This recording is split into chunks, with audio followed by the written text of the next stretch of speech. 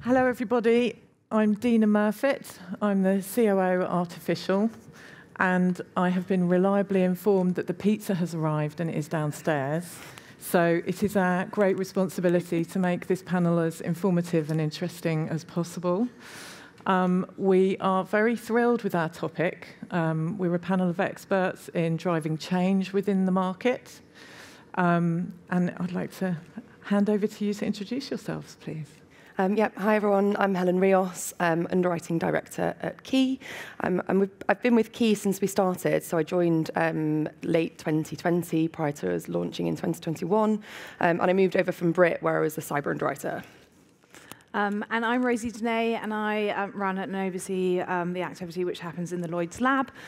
So I joined, I think 4 years ago, time flies, but before that I actually spent 10 years in the market as a broker for my sins, and so experienced a lot of frustration, which I think some of the audience can relate to, and just was like, oh, I need to do something different with a bit of pace and some sort of actual change. And so ended up at the Lloyd's lab and have been a really happy kind of Lloyd's labite ever since. And my background is I've only been working in insurance for about 3 years. I was previously at the motor fleet insurer Flock. And prior to that, I've spent 25 years-ish working in fast growth, scale-up technology businesses, including brands like lastminute.com, eBay, and an advertising technology company called Unruly. So before we dive in, I wanted to remind you all that we're trying to tackle some of the elephants in the room, perhaps, that have come up during this very informative evening. And Susie, are you able to bring up the Slido? So we would really like to invite you to submit your responses to these questions. There's 3 questions. It should take you about 2 seconds to answer them. And then towards the end of this session, we're going to have a look at the data. We like to be data-led, don't we, Absolutely. in technology. So we're going to look at the data where you all are with your technology journey. So first question then, perhaps a tricky one, is what are some of the barriers to adoption that you have come across within your organizations? Rosie, perhaps I can come to you first. Yeah, absolutely. I think there are definitely 2 responsible parties in this question. It's the carriers themselves and it's the service providers. So there's definitely 2 lenses to look at this from. But ultimately, it all comes down, I think, to a similar kind of common theme, which is education and empowering people with the right knowledge. I think, really interestingly, we get to meet a whole heap of interesting people who come to the Lloyd's lab who are talking and thinking about innovation in very different ways. I think, a year and a half, 18 months ago, the government of the Isle of Man came in, and they're a financial hub or outpost, and they were setting up an innovation lab, and so they wanted to kind of do some sharing. But what really struck me was they had gone on this hugely long journey with all the financial services, insurance included, in upskilling the talent that they had. They knew that change was coming. They knew that people felt really nervous about change. So they actually did something about it. I think we can control so much in this journey. And so they were controlling the fact that, they could give new skills to their existing workforces. So I think this piece around education is key. I was speaking to a CEO of a global insurer the other day, and they've got kind of a whole kind of plan about how to engage in topics like GPT, just slowly get people used to the idea of change and technology. Everyone's going to be coming at this from a different base, right? So you just need to gradually kind of introduce new ideas, get people used to it, and then people will hopefully over time change their mindsets. Like, it is a kind of educational mindset piece. From the other side, from the service provider, really understand your audience and meet them where they need to be met.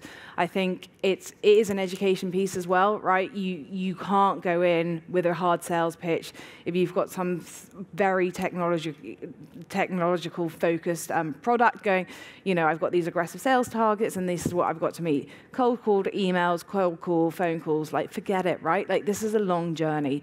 You've got to essentially date the carriers for a long time, get them used to what you're doing before you even can start running a POC.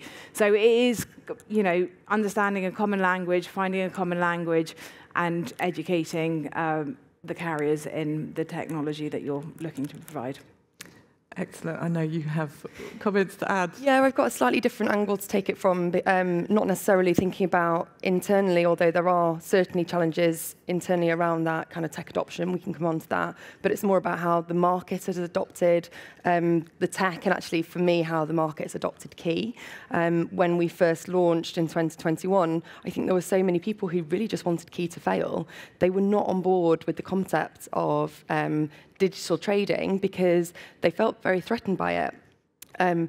But actually what worked in our favour, and I guess fortuitously in some senses, is the market was a hard market point, so capacity was needed. And actually, if we could get the brokers to use the platform, then we're off, right? And so if we could show them that using the platform was easier than it was trading, either kind of going to the box at Lloyd's or via email or even on the phone. Like, we had brokers who said, oh, you picked up the phone to me. Like, this was some kind of like novel idea that you would answer the phone. You're trying to get that world to then log on to a platform. But actually, if they know what they're going to get when they log on and they know it's going to be streamlined, then it's much more straightforward. So I think one of the challenges is that the bar that we're trying to reach, what might be kind of the market standard for the tech industry, is like baseline. It has to be at least as good as what the market experiences through kind of day-to-day trading. So how do we kind of get the external stakeholders on board with Key? A lot of it comes down to trust, because it's not just about the broker reputation. It's also about does the end buyer understand digital follow? And so I work on the casualty classes, so more long tail. They want to know that the syndicate's going to be around when those claims come in. And so they're a bit nervous when it's a bit of a black box because they worry that this is a bit of a flash in the pan. Now that Key has scaled significantly, and we're able to actually talk with clients on the controls that we've got in place, that we actually have underwriters in-house, they buy into that a little bit more. We actually now get the brokers buying into it a little bit more. So I think it's really important to find the champions in the market who do want to trade digitally. And that's at kind of multiple levels, all the way from senior management to kind of field level to the actual placement brokers.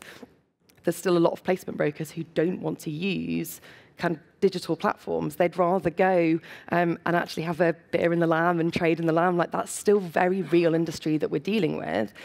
We can't just replace a people industry with a black box algorithm. That is not going to work.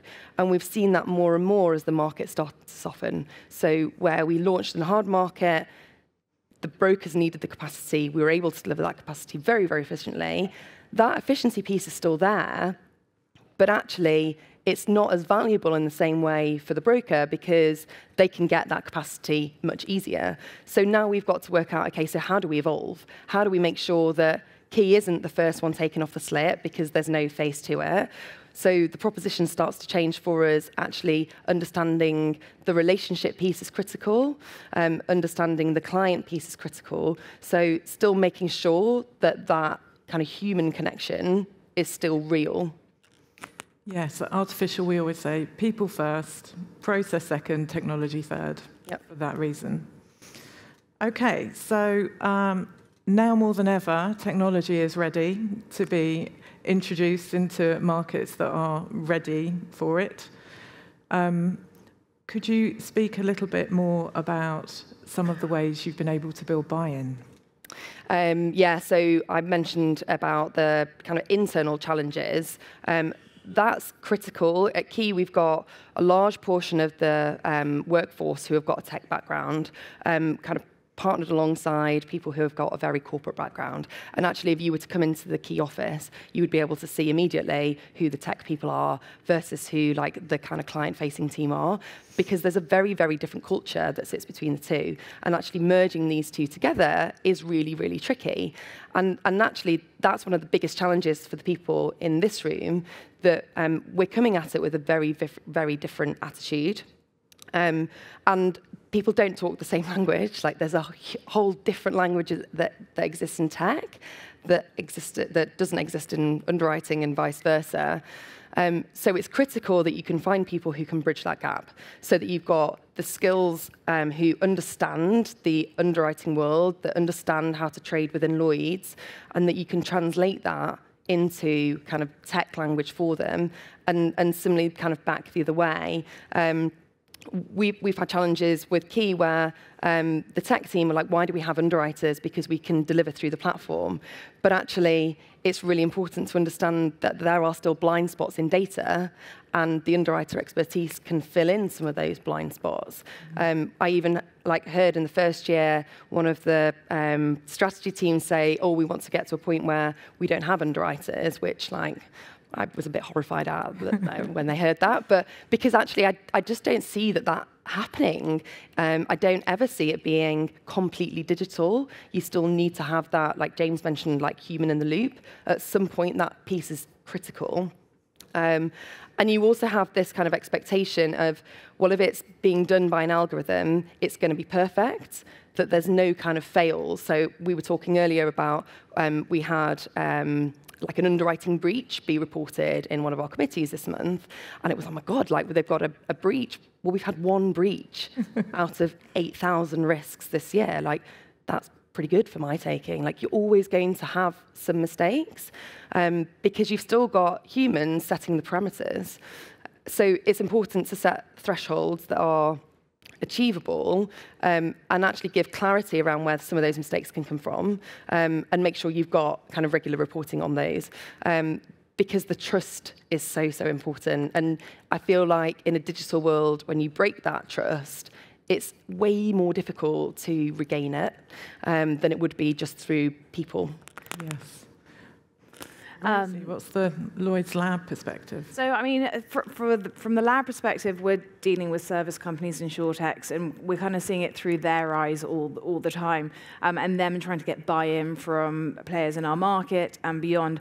And I think, the biggest thing for the insurtechs is having enough runway. So, it is a long journey. This kind of buy-in culture doesn't happen overnight, and I think it is being able to offer services for free. We had a company, Loro, a quote buying platform. They said, the first 100K of premium, it's going to be done for free through the platform. Through that, they are now writing over 700K a month in less than 6 months. They've really got traction. They've thought about the end user. But you actually need to then think at the beginning of your journey as a startup, you need the investors who understand. You need to have the right people to kind of have this long-term mindset. So it's about kind of planning ahead for this as a startup or an insurtech. Excellent, thank you. So should we have a look at our poll results?